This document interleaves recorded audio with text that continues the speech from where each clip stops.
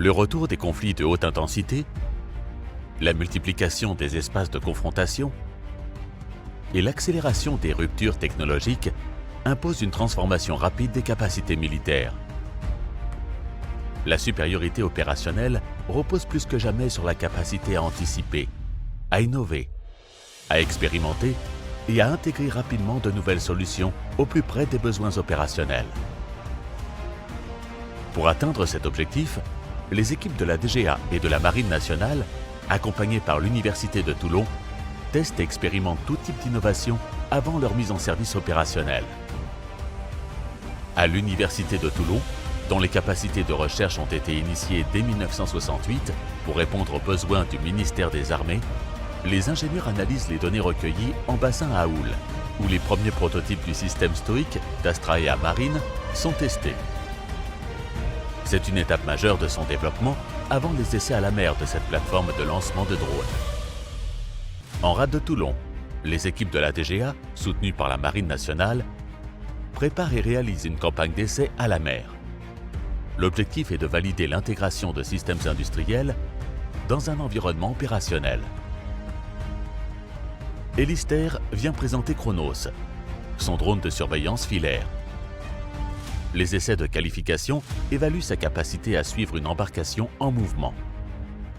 Après une phase de test sur un simulateur à échelle 1, Scan 42 de fluide est installé à bord d'une frégate de premier rang, en collaboration avec Naval Group. Ce dispositif assure la surveillance du réseau froid grâce à sa bride instrumentée et aide à anticiper les pannes et les opérations de maintenance.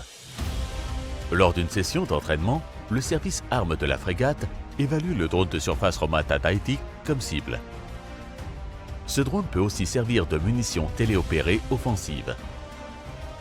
Afin de superviser le plan d'eau durant l'opération, la Marine utilise le système URP de la société UAVIA. Cette plateforme permet à un opérateur sans formation de pilotage de drone de coordonner par Internet et sans liaison directe la mission de plusieurs drones aériens.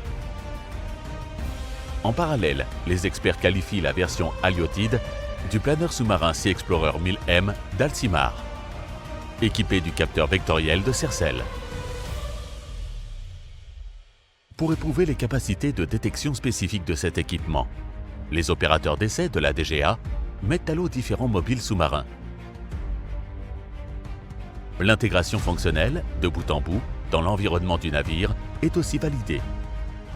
À Saint-Mandrier, les équipes des sociétés Original Custom Components et DAT Solutions réalisent les expérimentations de torpilles à faible coût Julius. Développée en quelques mois et réalisée en fabrication additive, elle embarque une électronique conçue en collaboration avec l'Université de Toulon.